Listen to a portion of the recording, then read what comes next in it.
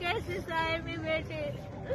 हम 4 सालों से दर बदर की ठोकरें खा रहे हैं। ईदों के दिन अभी जो लाशें मिली है उनसे जहीर बलोच की हमशीरा वो बीमार थी, वो प्रेस क्लब के सामने आती थी, वो इस उम्मीद से आती थी कि उसे इंसाफ दिया जाएगा, पर उसे इंसाफ नहीं मिला। उसे भाई की मसक लाश मिली।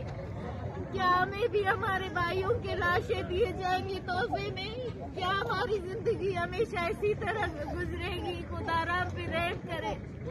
हम बलोचिस्तान के मुसलमान हैं, हम काफिर नहीं है। हमें इतना जलील ना करें। हम खुशी से यहाँ नहीं आते हैं। हम नहीं चाहते कि हम मशहूर हो। हम यहाँ पे आए, सड़कों पे हमें पुलिस मारे, हमारे कपड़े फाड़े, हम ठोकरे खाए, हम मजबूर हैं। हमारे भाइयों के बच्चे 4 सालों से बाप के साए के लिए तरस रहे हैं। उनका हिसाब कौन देगा?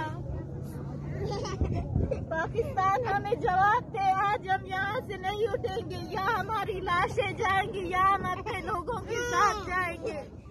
खुदारा हम मसक लाशें नहीं देख सकते। हम इस तवील इंतजार के बाद अब हम मसक लाशें नहीं उठा सकते। हम थक चुके हैं, हम परेशान हैं।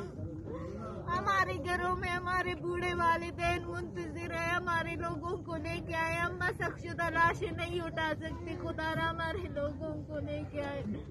मुझे मेरा आसिफ और रशीद लौटा दे, इन बच्चों को उनका बाप लौटा दे, शबीर को लेके आए, जितने भी लापता अफराद है उनको लेके आए।